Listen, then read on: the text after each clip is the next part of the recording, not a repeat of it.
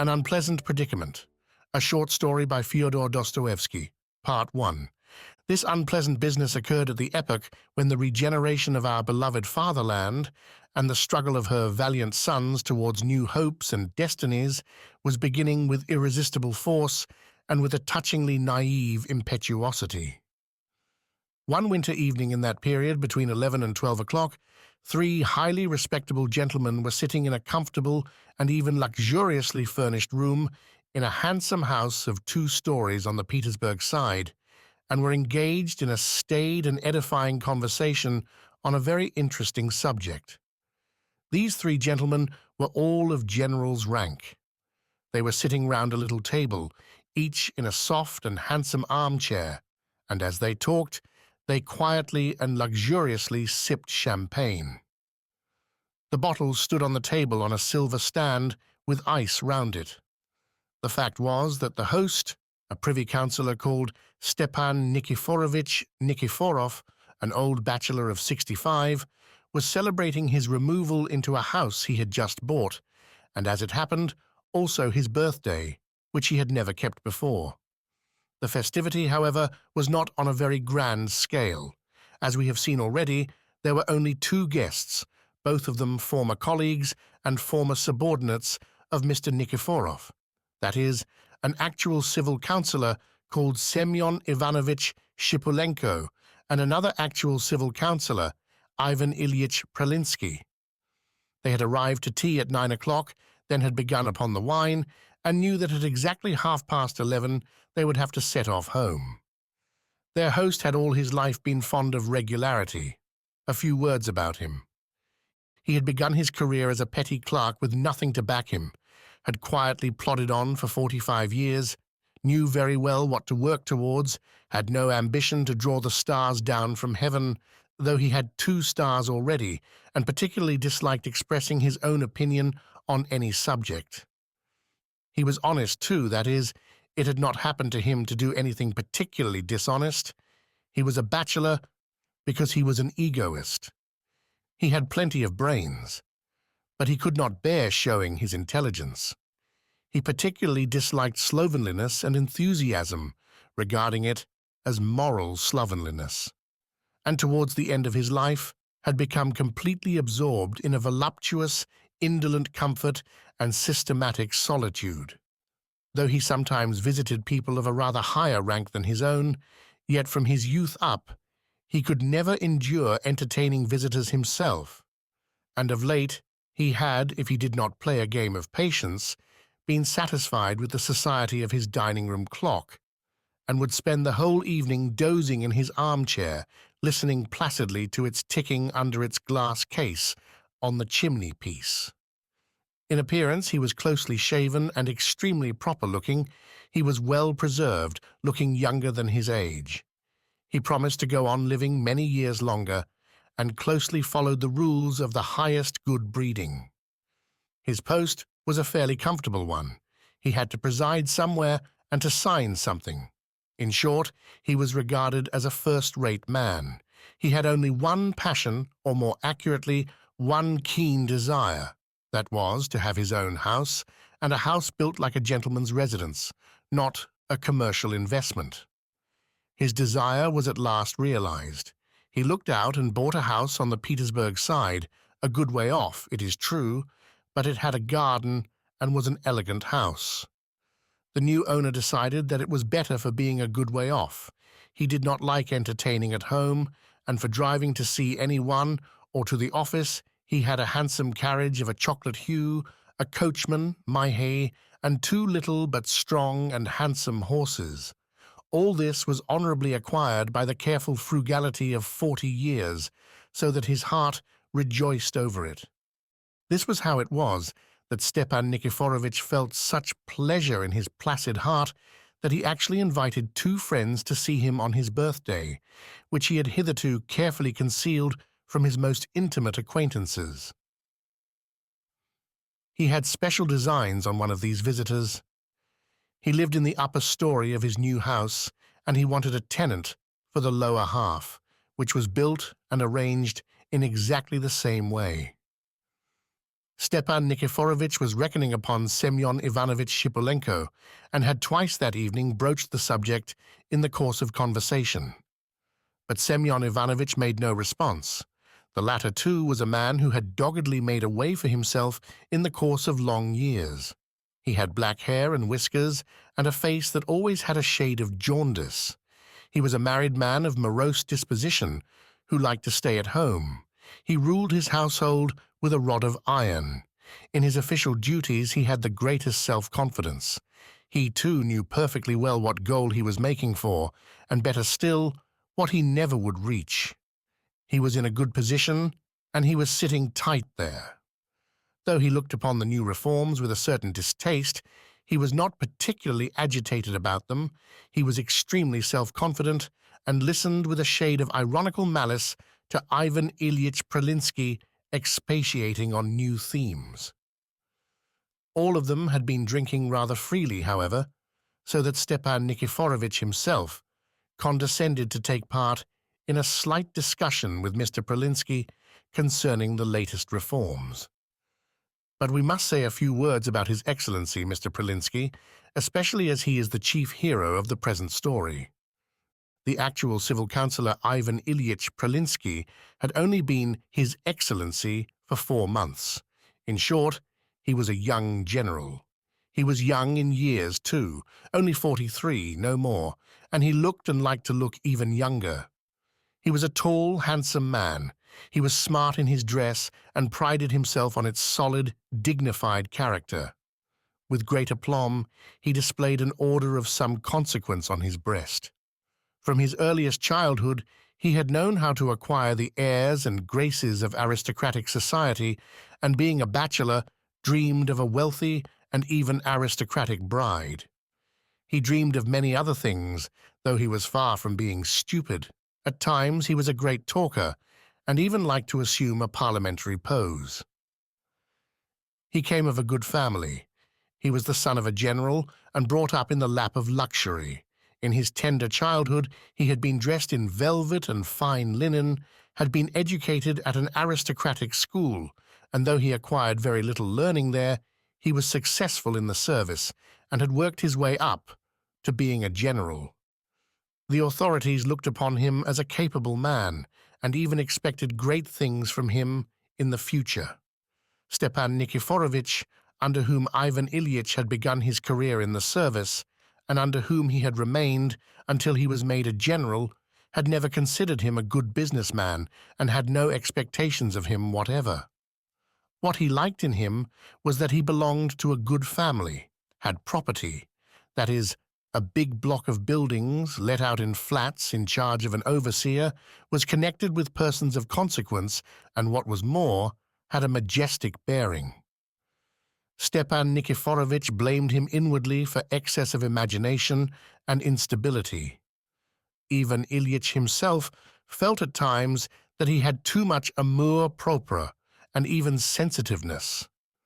Strange to say, he had attacks from time to time of morbid tenderness of conscience and even a kind of faint remorse. With bitterness and a secret soreness of heart, he recognized now and again that he did not fly so high as he imagined. At such moments he sank into despondency, especially when he was suffering from hemorrhoids, called his life une existence manquée, and ceased, privately of course, to believe even in his parliamentary capacities, calling himself a talker, a maker of phrases. And though all that of course did him great credit, it did not in the least prevent him from raising his head again half an hour later and growing even more obstinately, even more conceitedly self-confident, and assuring himself that he would yet succeed in making his mark, and that he would be not only a great official, but a statesman whom Russia would long remember. He actually dreamed at times of monuments. From this it will be seen that Ivan Ilyich aimed high, though he hid his vague hopes and dreams deep in his heart, even with a certain trepidation. In short, he was a good-natured man and a poet at heart. Of late years, these morbid moments of disillusionment had begun to be more frequent. He had become peculiarly irritable, ready to take offense, and was apt to take any contradiction as an affront. But reformed Russia gave him great hopes. His promotion to general was the finishing touch. He was roused, he held his head up. He suddenly began talking freely and eloquently. He talked about the new ideas, which he very quickly and unexpectedly made his own and professed with vehemence. He sought opportunities for speaking, drove about the town, and in many places succeeded in gaining the reputation of a desperate liberal, which flattered him greatly. That evening, after drinking 4 glasses, he was particularly exuberant. He wanted on every point to confute Stepan Nikiforovitch, whom he had not seen for some time past, and whom he had hitherto always respected and even obeyed. He considered him for some reason reactionary and fell upon him with exceptional heat. Stepan Nikiforovitch hardly answered him, but only listened slyly, though the subject interested him. Ivan Ilyich got hot, and in the heat of the discussion sipped his glass more often than he ought to have done. Then Stepan Nikiforovitch took the bottle and at once filled his glass again, which for some reason seemed to offend Ivan Ilyich, especially as Semyon Ivanovitch Shipulenko, whom he particularly despised and indeed feared on account of his cynicism and ill nature, preserved a treacherous silence and smiled more frequently than was necessary. "They seem to take me for a schoolboy," flashed across Ivan Ilyitch's mind. "No, it was time, high time," he went on hotly. "We have put it off too long, and to my thinking, humanity is the first consideration, humanity with our inferiors, remembering that they too are men. Humanity will save everything and bring out all that is—" He, was heard from the direction of Semyon Ivanovitch. "But why are you giving us such a talking to?" Stepan Nikiforovitch protested at last with an affable smile. "I must own, Ivan Ilyich, I have not been able to make out so far what you are maintaining. You advocate humanity. That is love of your fellow creatures, isn't it?" "Yes, if you like. Allow me. As far as I can see, that's not the only thing. Love of one's fellow creatures has always been fitting. The reform movement is not confined to that. All sorts of questions have arisen relating to the peasantry, the law courts, economics, government contracts, morals, and those questions are endless, and altogether may give rise to great upheavals, so to say. That is what we have been anxious about, and not simply humanity." "Yes, the thing is a bit deeper than that," observed Semyon Ivanovitch. "I quite understand, and allow me to observe, Semyon Ivanovitch, that I can't agree to being inferior to you in depth of understanding," Ivan Ilyich observed sarcastically and with excessive sharpness. "However, I will make so bold as to assert, Stepan Nikiforovitch, that you have not understood me either." "No, I haven't." "And yet I maintain and everywhere advance the idea that humanity and nothing else with one's subordinates, from the official in one's department down to the copying clerk, from the copying clerk down to the house serf, from the servant down to the peasant, humanity, I say, may serve, so to speak, as the cornerstone of the coming reforms and the reformation of things in general. Why? Because, take a syllogism, I am human. Consequently, I am loved. I am loved, so confidence is felt in me. There is a feeling of confidence, and so there is trust. There is trust, and so there is love. That is, no, I mean to say that if they trust me, they will believe in the reforms, they will understand, so to speak, the essential nature of them, will, so to speak, embrace each other in a moral sense, and will settle the whole business in a friendly way, fundamentally. What are you laughing at, Semyon Ivanovitch? Can't you understand?" Stepan Nikiforovitch raised his eyebrows without speaking.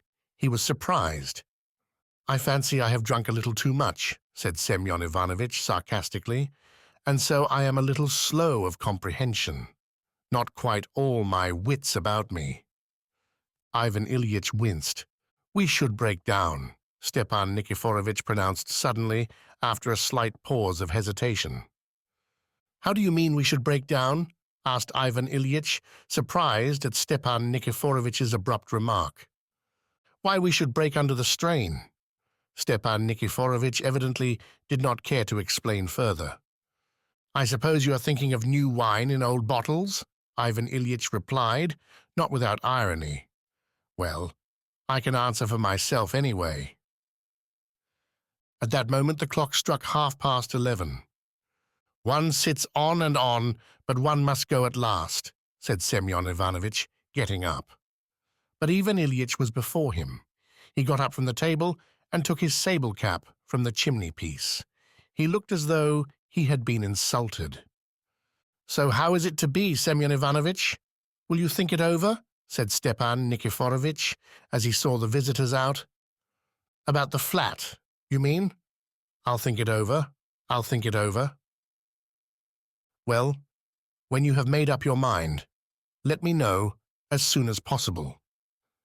Still on business? Mr. Pralinsky observed affably in a slightly ingratiating tone, playing with his hat. It seemed to him as though they were forgetting him. Stepan Nikiforovitch raised his eyebrows and remained mute, as a sign that he would not detain his visitors. Semyon Ivanovitch made haste to bow himself out.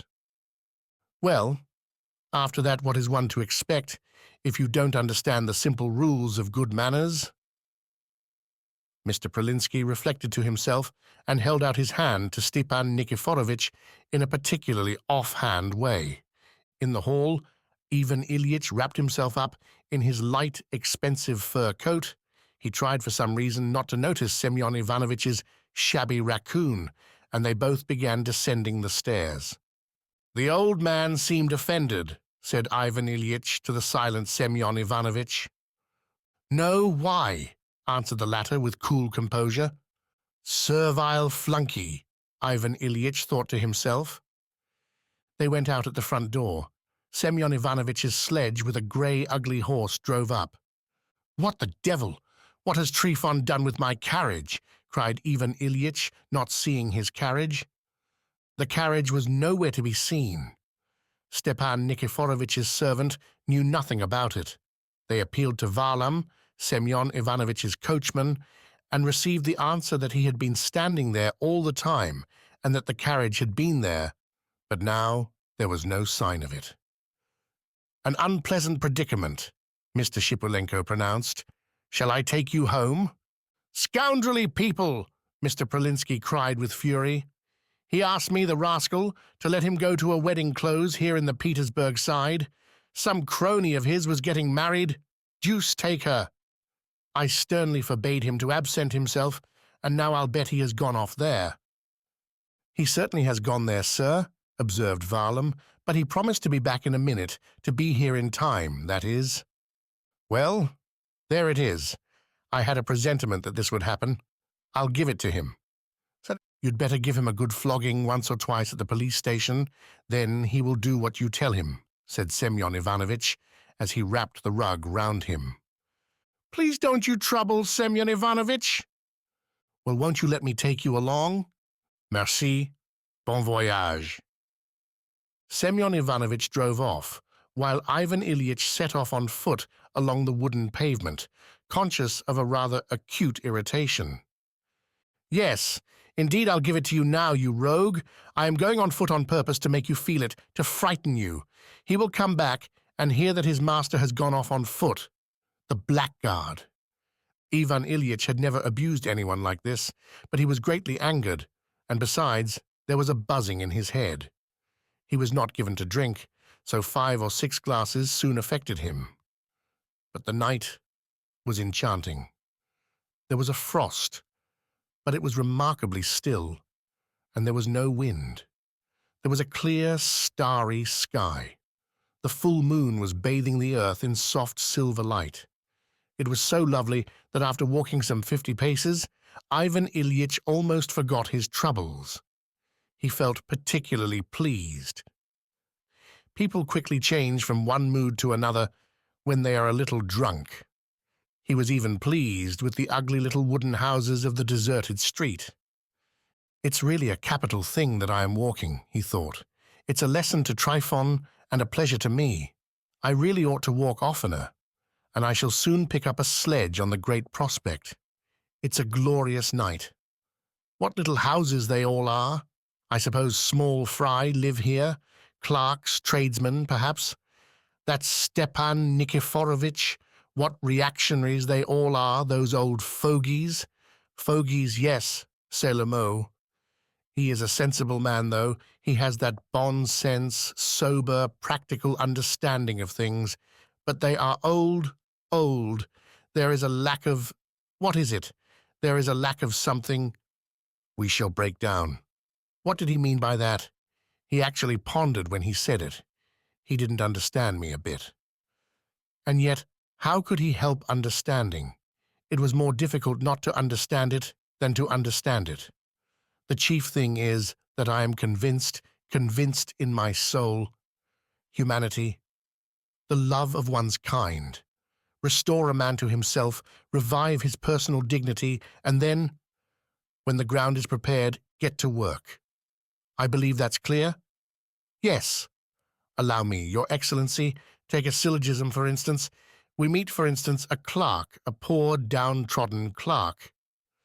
Well, who are you?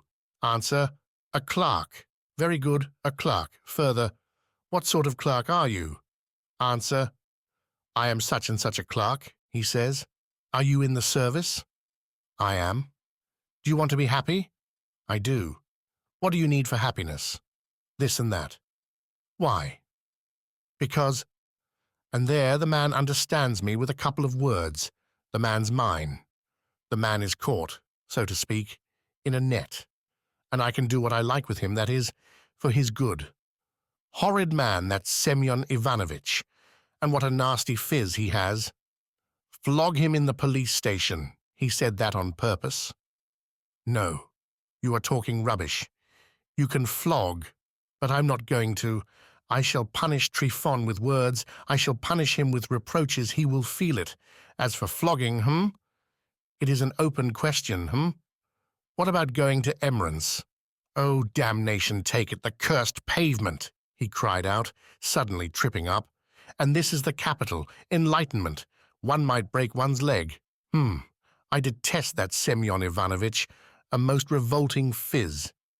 He was chuckling at me just now when I said they would embrace each other in a moral sense. Well, and they will embrace each other, and what's that to do with you? I am not going to embrace you. I'd rather embrace a peasant. If I meet a peasant, I shall talk to him. I was drunk, though, and perhaps did not express myself properly. Possibly I am not expressing myself rightly now. I shall never touch wine again. In the evening you babble, and next morning you are sorry for it. After all, I am walking quite steadily, but they are all scoundrels anyhow. So Ivan Ilyich meditated incoherently and by snatches as he went on striding along the pavement. The fresh air began to affect him, set his mind working. 5 minutes later, he would have felt soothed and sleepy. But all at once, scarcely 2 paces from the Great Prospect, he heard music. He looked round. On the other side of the street, in a very tumble-down-looking long wooden house of 1 story, there was a great fete. There was the scraping of violins and the droning of a double bass, and the squeaky tooting of a flute playing a very gay quadrille tune. Under the windows stood an audience, mainly of women in wadded pelisses with kerchiefs on their heads. They were straining every effort to see something through a crack in the shutters. Evidently, there was a gay party within. The sound of the thud of dancing feet reached the other side of the street. Ivan Ilyich saw a policeman standing not far off, and went up to him. "Whose house is that, brother?" he asked, flinging his expensive fur coat open just far enough to allow the policeman to see the imposing decoration on his breast. "It belongs to the registration clerk Seldonimov," answered the policeman, drawing himself up instantly, discerning the decoration. "Seldonimov? Bah! Seldonimov. What is he up to? Getting married?" "Yes, Your Honor. To a daughter of a titular councillor, Milokopitaev, a titular councillor. used to serve in the municipal department. That house goes with the bride. So that now the house is Seldonimov's and not Milokopitaev's. Yes, Seldonimov's, Your Honor. It was Milokopitaev's, but now it is Seldonimov's. I am asking you, my man, because I am his chief. I am a general in the same office in which Pseldonimov serves. Just so, Your Excellency. The policeman drew himself up more stiffly than ever, while Ivan Ilyich seemed to ponder. He stood still and meditated. Yes, Pseldonimov really was in his department and in his own office. He remembered that. He was a little clerk with a salary of 10 rubles a month. As Mr. Pralinsky had received his department very lately, he might not have remembered precisely all his subordinates, but Seldonimov he remembered just because of his surname. It had caught his eye from the very first, so that at the time he had had the curiosity to look with special attention at the possessor of such a surname. He remembered now a very young man with a long, hooked nose, with tufts of flaxen hair, lean and ill-nourished, in an impossible uniform, and with unmentionables so impossible as to be actually unseemly. He remembered how the thought had flashed through his mind at the time. Shouldn't he give the poor fellow 10 rubles for Christmas to spend on his wardrobe? But as the poor fellow's face was too austere, and his expression extremely unprepossessing, even exciting repulsion, the good-natured idea somehow faded away of itself, so Seldonimov did not get his tip. He had been the more surprised when this same Seldonimov had not more than a week before asked for leave to be married. Ivan Ilyich remembered that he had somehow not had time to go into the matter, so that the matter of the marriage had been settled offhand, in haste. But yet he did remember exactly that Seldonimov was receiving a wooden house and 400 rubles in cash as dowry with his bride. The circumstance had surprised him at the time. He remembered that he had made a slight jest over the juxtaposition of the names Seldonimov and Milokopitaev. He remembered all that clearly. He recalled it and grew more and more pensive.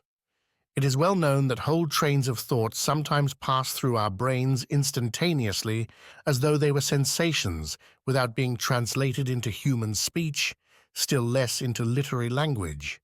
But we will try to translate these sensations of our heroes and present to the reader at least the kernel of them, so to say, what was most essential and nearest to reality in them.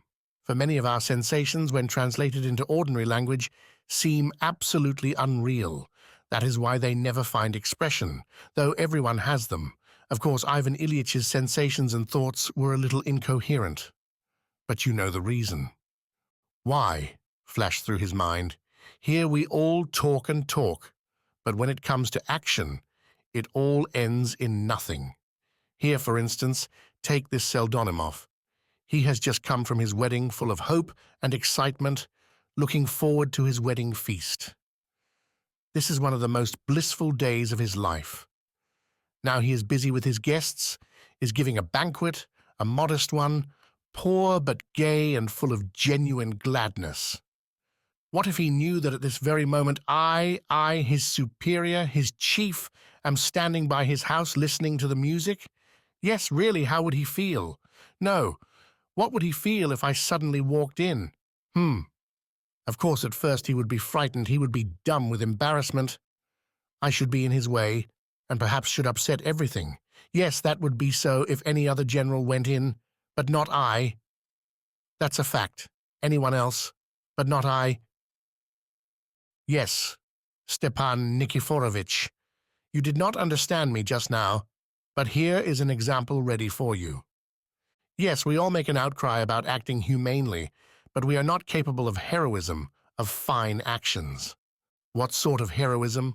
This sort, consider, in the existing relations of the various members of society, for me, after midnight, to go into the wedding of my subordinate, a registration clerk, at 10 rubles the month.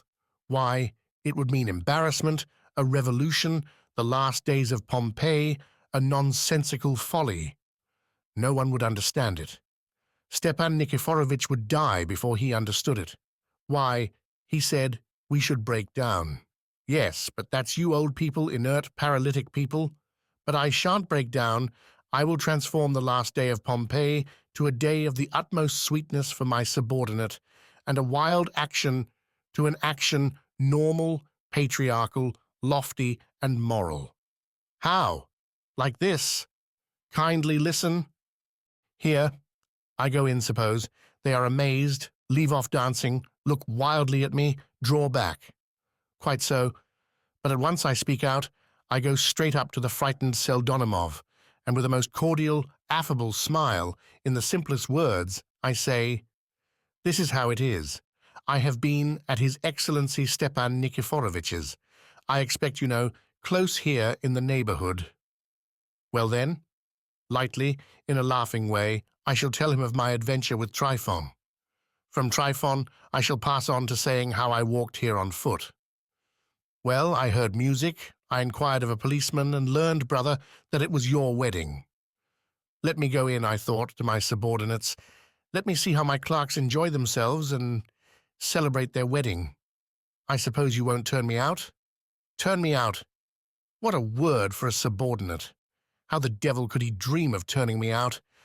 I fancy that he would be half crazy, that he would rush headlong to seat me in an armchair, would be trembling with delight, would hardly know what he was doing for the first minute.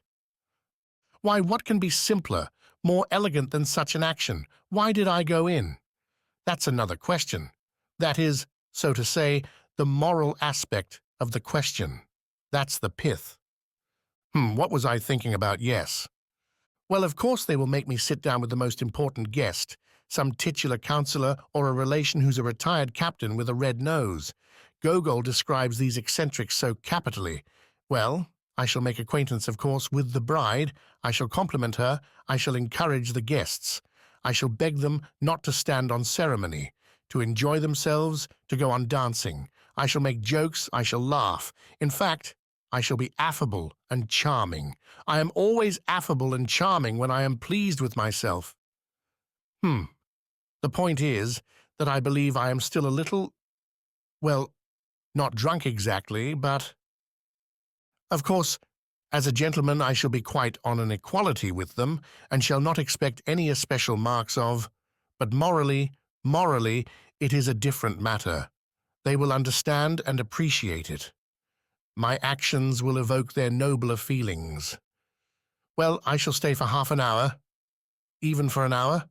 I shall leave, of course, before supper, but they will be bustling about, baking and roasting. They will be making low bows, but I will only drink a glass, congratulate them, and refuse supper. I shall say business. And as soon as I pronounce the word business, all of them will at once have sternly respectful faces. By that, I shall delicately remind them that there is a difference between them and me, the earth and the sky. It is not that I want to impress that on them, but it must be done. It's even essential in a moral sense, when all is said and done. I shall smile at once, however. I shall even laugh, and then they will all pluck up courage again. I shall jest a little again with the bride. I may even hint that I shall come again in just 9 months to stand godfather, he, and she will be sure to be brought to bed by then. They multiply, you know, like rabbits. And they will all roar with laughter, and the bride will blush. I shall kiss her feelingly on the forehead, even give her my blessing. And next day, my exploit will be known at the office. Next day I shall be stern again. Next day I shall be exacting again, even implacable. But they will all know what I am like. They will know my heart. They will know my essential nature. He is stern as chief, but as a man, he is an angel. And I shall have conquered them. I shall have captured them by one little act which would never have entered your head. They would be mine. I should be their father. They would be my children. Come now, Your Excellency Stepan Nikiforovitch, go and do likewise. But do you know, do you understand, that Seldonimov will tell his children how the general himself feasted and even drank at his wedding? Why, you know, those children would tell their children, and those would tell their grandchildren as a most sacred story that a grand gentleman, a statesman, and I shall be all that by then, did them the honor, and so on, and so on. Why, I am morally elevating the humiliated, I restore him to himself.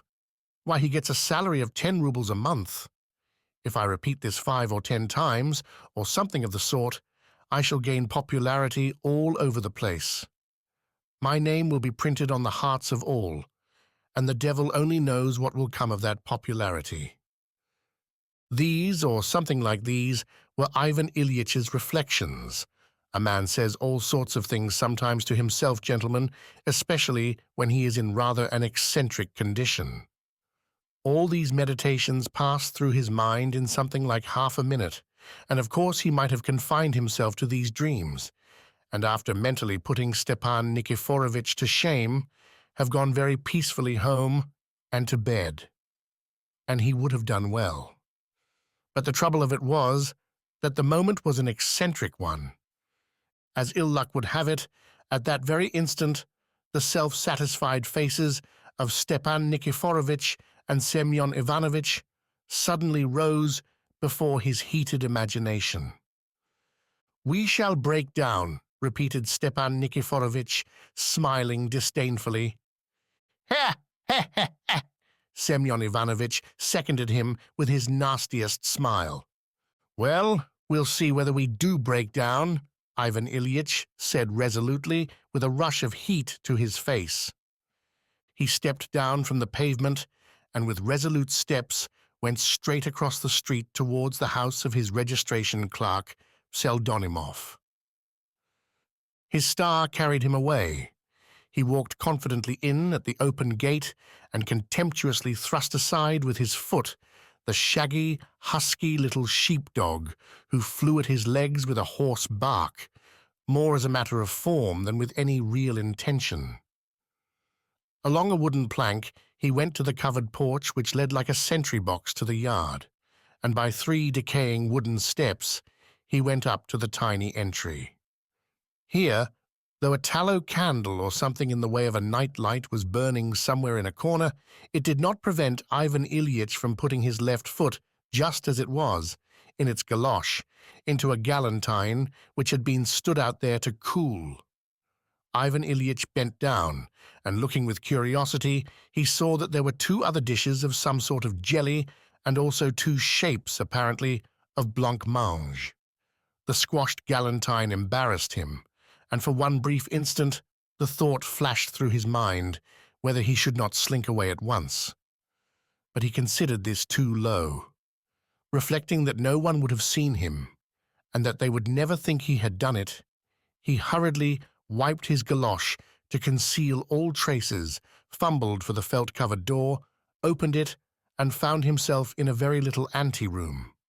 Half of it was literally piled up with greatcoats, wadded jackets, cloaks, capes, scarves, and galoshes.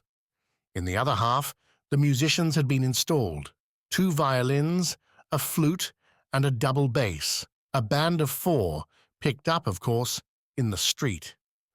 They were sitting at an unpainted wooden table, lighted by a single tallow candle, and with the utmost vigor were sawing out the last figure of the quadrille. From the open door into the drawing-room, one could see the dancers in the midst of dust, tobacco smoke, and fumes. There was a frenzy of gaiety. There were sounds of laughter, shouts, and shrieks from the ladies. The gentlemen stamped like a squadron of horses. Above all the bedlam, there rang out words of command from the leader of the dance, probably an extremely free and easy and even unbuttoned gentleman. "Gentlemen, advance ladies' chain, set to partners," and so on, and so on. Ivan Ilyich, in some excitement, cast off his coat and galoshes, and with his cap in his hand, went into the room. He was no longer reflecting, however. For the first minute, nobody noticed him. All were absorbed in dancing the quadrille to the end. Ivan Ilyich stood as though entranced, and could make out nothing definite in the chaos. He caught glimpses of ladies' dresses, of gentlemen with cigarettes between their teeth. He caught a glimpse of a lady's pale blue scarf which flicked him on the nose. After the wearer, a medical student, with his hair blown in all directions on his head, pranced by in wild delight and jostled violently against him on the way. He caught a glimpse, too, of an officer of some description, who looked half a mile high. Someone in an unnaturally shrill voice shouted, "Oh, Tseldonimov!" As the speaker flew by stamping. It was sticky under Ivan Ilyich's feet. Evidently the floor had been waxed. In the room, which was a very small one, there were about 30 people. But a minute later, the quadrille was over, and almost at once, the very thing Ivan Ilyich had pictured when he was dreaming on the pavement took place. A stifled murmur, a strange whisper passed over the whole company, including the dancers, who had not yet had time to take breath and wipe their perspiring faces. All eyes, all faces began quickly turning towards the newly arrived guest. Then they all seemed to draw back a little and beat a retreat. Those who had not noticed him were pulled by their coats or dresses and informed. They looked round and at once beat a retreat with the others. Ivan Ilyich was still standing at the door without moving a step forward, and between him and the company there stretched an ever-widening empty space of floor, strewn with countless sweetmeat wrappings, bits of paper, and cigarette ends. All at once a young man in a uniform, with a shock of flaxen hair and a hooked nose, stepped timidly out into that empty space. He moved forward, hunched up, and looked at the unexpected visitor exactly with the expression with which a dog looks at its master when the latter has called him up and is going to kick him. "Good evening, Tseldonimov. Do you know me?" said Ivan Ilyich, and felt at the same minute that he had said this very awkwardly. He felt, too, that he was perhaps doing something horribly stupid at that moment. "You are Excellency," muttered Tseldonimov. "To be sure. I have called in to see you quite by chance, my friend, as you can probably imagine." But evidently Tseldonimov could imagine nothing.